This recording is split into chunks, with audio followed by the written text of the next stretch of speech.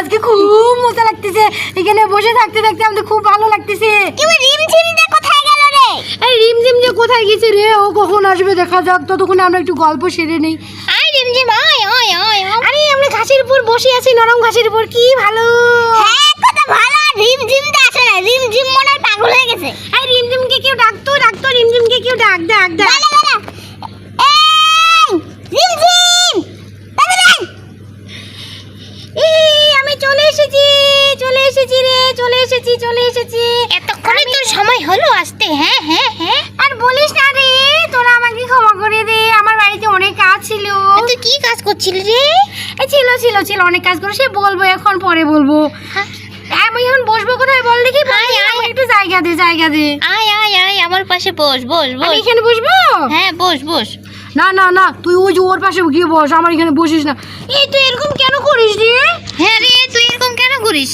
হ্যাঁ রে তুই এরকম কেন করিস? আরে ছুটি তো পড়েই গেল রে। এ কি অজ্ঞান হয়ে গেল নাকি? আরে ওকে উঠা। এই উঠ। এই ভাই পড়ে গেলি কেন? আরে আমি এর পাশে গিয়ে বসি। আরে জায়গা হচ্ছে না রে। এই মা, কি হচ্ছে? কি ঠাসাঠাসি চাপাচাপি রে, একটু জায়গা করে দাও। হ্যাঁ ঠিক আছে, এখন আজকে কি বল দেখি, তোরা একটু কেউ গল্প বলতো, বল আমি একটু শুনি। ঠিক আছে আমি বলবো। এক দেশে ছিল এক রাখাল, সে মাথায় ঘুড়ি চড়াতো আর বাঁশি বাজাতো। একদিন সে মজা করলো, সে গাছের আড়ালে লুকালো, তারপর বলল বাঘ এসেছে কেউ বাঁচাও। কেন একটু আস্তে বল না, এত তাড়াতাড়ি বললে কিন্তু বুঝতেই পারছি না। আস্তে বল। আবার প্রথম থেকে শুরু করলাম। ঠিক আছে। এই আমি বাজার পড়েই যাচ্ছি কেন রে? এখানে জায়গাটা মনে হয় ঠিক না। তুই মানে খাবার খাস না? এই দেখছিস, বারবার পড়ে যাচ্ছি। এক দেশে ছিল এক রাখাল, সে মাথায় ঘুড়ি চড়াতো আর বাঁশি বাজাতো।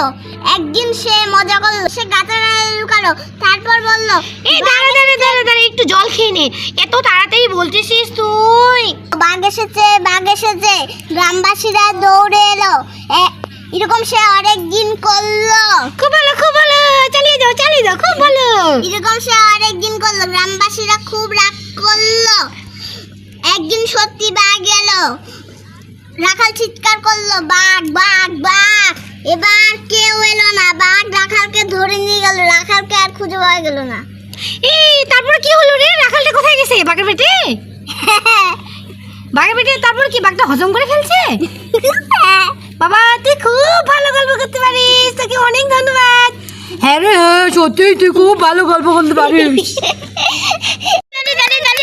অনেক ভালো হয়েছে রে, অনেক ভালো হয়েছে গল্পটা। ও বাবা এত চুমু দিতে হবে না তো, আমার গালটা লাল টসটসা হয়ে যাচ্ছে। অনেক ভালো পারিস তো। আজকে কি হয়েছে রে, সবাই শুধু মাটি থেকে উল্টেই পড়ে যাচ্ছে, মাটিটা একদম ভালো না, খুব উঁচু নিচু। তোরা কি কিছু খেয়ে আসিস রে? আমার মতো স্ট্রং থাকবি বুঝলি, আমার মতো স্ট্রং থাকবি। এই এখন কে গল্প বলবে বল তো, কে গল্প বলবে? আমি বলবো না, আমি বলবো। আমার কাছে একটা সুন্দর গল্প আছে, মজার গল্প আছে। শোনো আমি বলি, আমি সবার পরে এসেছে, আমি বলি। আচ্ছা ঠিক আছে, ঝগড়া করিস না আচ্ছা তোরা। ঠিক আছে। আবার পড়ে গেল কেন? হ্যাঁ ভালো করে বস, তোর কি গল্প শোনার মন নেই? হ্যাঁ ওই অন্যখানে মন আছে তো আমি গল্প বলি, ঠিক আছে? তোর সবাই মন দিয়ে শুন। তুই কেন বললি রে? গল্পটা হচ্ছে যে এক বনে একটা অহংকারী শিয়াল ছিল। তার বুদ্ধি ছিল, তাই সে ভাবতো আমি যদি কারো সাহায্য না নিই তাও আমি বেঁচে থাকতে পারবো। তাই সে অন্য পশুদের খুব অহংকার দেখাতো। তো একদিন কি হলো, এক বনে এক শিকারি আসলো, তাকে জালে আটকে ফেললো। সে বললো আমি কারো সাহায্য নিব না, তাই সে কাউকে ডাকলো না। তারপর বলছি তারপরে এরভাবে একদিন গেল, 2 দিন গেল, 3 দিন গেল, এই শিয়ালকে কেউ আর রক্ষা করতে আসছে না। তারপরে শিয়াল ভাবলো না, কারো সাহায্য না পেলে আমি তো বেঁচে থাকতে পারবো না, না খেয়েই মারা যাব।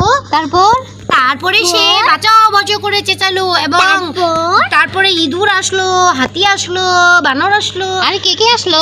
আর অনেকেই আসলো শিয়ালের চেঁচামেচি শুনে। তারপরে তারা এসে তাকে জাল থেকে উদ্ধার করলো। তারপর শিয়ালটা বুঝতে পারলো যে না, কেউ পৃথিবীতে একা বেঁচে থাকতে পারে না, সবাই বাঁচতে হলে সবাইকে সবার সাহায্য নিয়ে বাঁচতে হবে। বুঝতে পারলে? ঠিকই তো। হ্যাঁ বুঝতে পারলাম। ঠিক একদম সঠিক বলেছো তুমি। সবাই সবার সাহায্য নিব, কেউ কাউকে অহংকার দেখাবো না। না না না না না, ঠিক আছে ঠিক আছে। আর বন্ধুরা, আমার এই সুন্দর গল্পটার জন্য তোমরা আমার চ্যানেলটাকে অবশ্যই সাবস্ক্রাইব করে দিবে। হ্যাঁ, আমি কি সুন্দর গল্প বলিনি? তুইও বলেছিস। হ্যাঁ, ও যে গল্পটা বলেছে তার জন্য তোমরা চ্যানেলটাকে একটা লাইক করে দিবে।